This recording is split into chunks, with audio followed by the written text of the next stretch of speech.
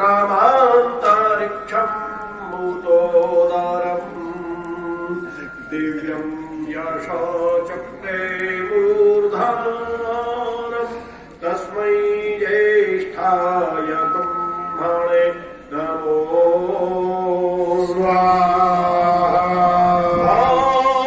यो भूतं च भव्यं च सर्वं यश्चाधितिष्ठति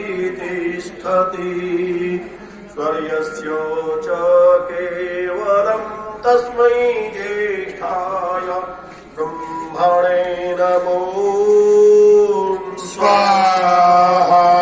ॐ प्राणाय नमो यस्य सर्वं इदं वशे यो भूतः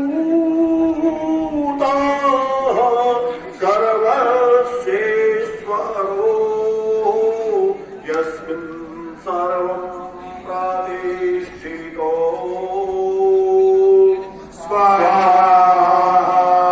ॐ भूर्भुवः स्वाहा तत्सवितुर्वरेण्यं भर्गो देवस्य धीमहि धियो यो नः प्रचोदयात् स्वाहा।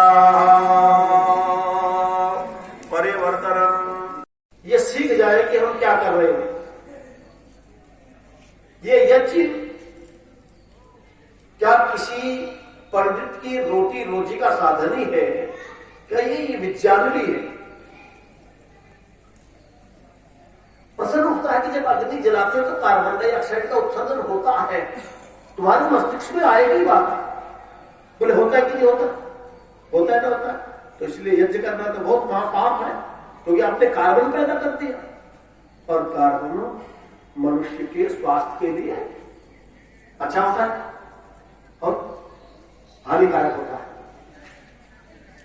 वो कितना कार्बन है जो मनुष्य को आवश्यक है, ये सारी चीजें, क्योंकि तरंग की गति है। आज समय नहीं है, या आशीर्वाद देने के बाद मैं चर्चा थोड़ी सी कर लूंगा बच्चों के बीच में कि ये यज्ञ विज्ञान कैसे है। इस यज्ञ में जो हमने घी डाल दिया, कई बच्चों की मां तो ये कहती होगी ये हरेंद्र पागल हो गया, इसमें सारा इतना घी बढ़िया बढ़िया जो खाने के लिए देवताओं को नहीं मिलता, अग्नि में जला करके फूंक दिया, अग्नि में जला दिया। भाई इससे पागल कोई नहीं कह तो सकते नहीं, लेकिन मन के अंदर उमड़ घुमड़ करके चल रही होती है बातें, क्योंकि शर्मा शर्मी कह तो सकते नहीं, लेकिन यार ये है तो गलती बात। घी जला दिया, ये कोई जलाने की चीज होती है? ये तो खाने की चीज होती है और खिलाने की होती है। उनकी गलती नहीं है, वो जानते नहीं बेचारे, क्या करें। हम भी न जानते तो ऐसे बोलते हैं, जबकि प्रकृति के अंदर रसायन शास्त्र कहता है, केमिस्ट्री कहती है कि कोई भी चीज कभी समाप्त रूपांतरित होती है, परिवर्तन उसका होता है। अग्नि के संपर्क में घी की क्या प्रक्रिया बनती है, समय मिलेगा कि बच्चों के बीच में चला जाए, फिर किसी आचार्य को कहने की आवश्यकता नहीं पड़ेगी, तुम अपने घर में यज्ञ करो। क्योंकि जब सीधा सीधा लाभ समझ में आता है, उस समय पता लगेगा कि हरेंद्र जी के विद्यालय में बच्चों को जहां शिक्षा दी जाती है रोजगार परक, वहीं जीवन के निर्माण की शिक्षा दी जाती है।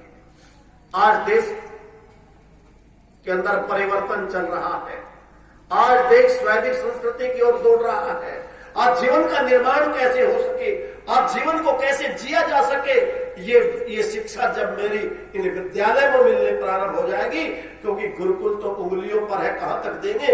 इन सारे विद्यालयों के अंदर यदि वो शिक्षा इन अध्यापकों के अंदर आ जाए और ये देना शुरू कर दे, तो निश्चित रूप से देश के अंदर बहुत बड़ा परिवर्तन हो जाएगा। तो हम प्रयत्न करेंगे बच्चों, ये विद्यालय आपका, इस विद्यालय ये यज्ञ आपका वार्षिकोत्सव बन जाए, जिस समय हम आपके बीच में बैठ करके बात करें, मंत्र किसे कहते हैं, धर्म किसे कहते हैं, सत्य किसे कहते हैं, मैं कौन हूं, मेरा कौन है और मैं दुनिया में क्यों आया हूं। क्या ये चलता फिरता व्यक्ति ही मैं है, या ये मैं हूं? नहीं नहीं, ये सारी समस्याएं जब शांत हो जाएंगी तो निश्चित रूप से हम और आप मिलकर के नए देश का निर्माण कर सकते हैं, नए भविष्य का निर्माण कर सकते हैं और देश का नया भविष्य ये मेरे बच्चे है। ये तो इन्हीं शब्दों के साथ मैं चर्चा करूंगा कि इसमें कैसे गति बनती है। ये तरंग की गति है और ये दोलन की गति है। तो इस यज्ञ में तरंग और दोलन की गति का संबंध क्या है? जब हम आहुति देते हैं, ये पानी क्यों रखते हैं, कलश की आवश्यकता क्यों पड़ी, ये सारी चीज जब विज्ञान की दृष्टि से विज्ञान के सूत्र को लेकर के इन बच्चों को बताया जाएगा, उस दिन के समझ में आ जाएगा ये यज्ञ किसी मत पंथ धर्म जाति का नहीं है, ये एक पूर्ण वैज्ञानिक विधान है। और विज्ञान की कसौटी पर जो प्रक्रिया खरी उतरती हो वो सबके लिए ग्राह्य होती है, वो किसी एक के लिए नहीं होती। तो इन्हीं शब्दों के साथ मैं अपने सभी भाइयों से, अपने बुजुर्गों से, अपने बंधुओं से ये निवेदन करना चाहता हूं कि यजमान को आशीर्वाद दें।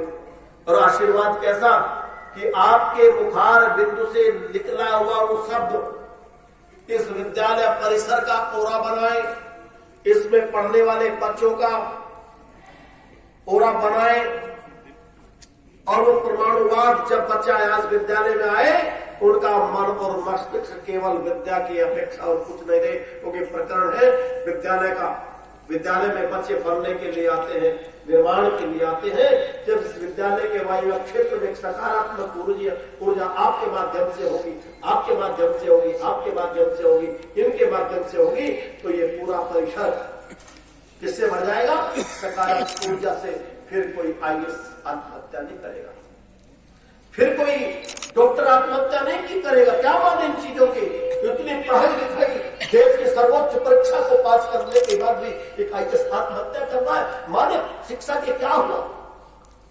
आज हम इस परिसर में एक ऐसा वातावरण तैयार करें कि घर से चलने वाला वो विद्यार्थी जो दुखित भी है, वो अभिभावक जो कुंठित है, उस यज्ञीय इस विद्यालय के परिसर में आकर के अपने अंदर एक नई ऊर्जा का अनुभव करें और जो चिंता, जो दुख, जो कुंठा उसके अंदर उसको ग्रसित कर रही थी, उस बाह्य इस विद्यालय के आकाश के क्षेत्र में आकर के वो दूर हो जाए, जिससे रास्ता या श्रम का काम करे, ये रास्ता दिखाने का काम करे और इन मेरे बच्चों का, इन विद्यार्थियों का नया निर्माण हो। ये बेटियां 2 किलो में बहती है, इसकी भी चर्चा कर लेंगे। तो मेरा कहने का अभिप्राय यह है कि जब मैं एक अच्छा बोलता हूं, हरेंद्र जी, जब एक अध्यापक एक अच्छा बोलता है तो एक क्षण में 284 परिक्रमा करके संघर्ष के साथ वो शब्द बाहर जाता है। अगर वो रजोगुणी बोलता है तो 284, 384, और यदि वो तमोगुणी बोलता है तो 484 परिक्रमा करके वो नकारात्मक ऊर्जा बहुत जल्दी सक्रिय होती है और व्यक्ति आत्महत्या तक कर लेता है। क्यों जी? नकारात्मक में ज्यादा गति होती कि सकारात्मक में? नकारात्मक में, बिल्कुल ठीक आपने कहा, नकारात्मक में। एक गांव की बात कहता हूं, नेकी नो कोस, तुम जानते हो या वो बूढ़े वाले लोग जानते हैं? नेकी नो कोस और बदी सो कोस। मैं आपको 1000 बार कहूं कि ऐसा कर लो, ऐसा कर लो, कोई फर्क नहीं पड़ेगा, और एक बार गाली दे दो तो ये सारे लोग 1 सेकंड में मेरे विरोधी हो जाएंगे। 1 सेकंड में अच्छी